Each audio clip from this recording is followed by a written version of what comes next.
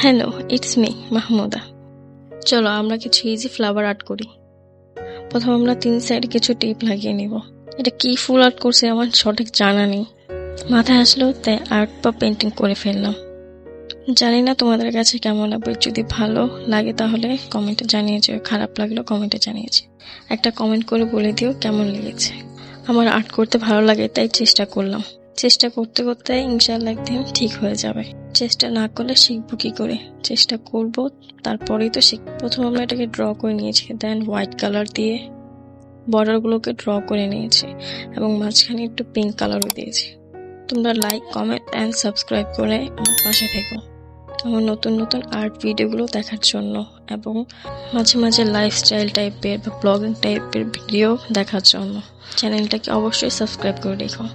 তারপর ফুলের মাঝখানে লাল লাল ডট দিয়ে দিই এবং এখন পাতাগুলোকে ড্র করে নিচ্ছি। ব্ল্যাক পেপার, তাই পাতাগুলো ঠিকমতো দেখা যাচ্ছিল না। তারপর একটু সবুজ কালারের সাথে হোয়াইট অ্যান্ড হলুদ কালার মিক্স করে এই কালারটা বানানো হয়েছে।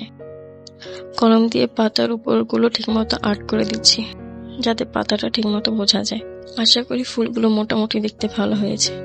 এখন সাইডে সব কস্টিপগুলোকে খুলে ফেলবো।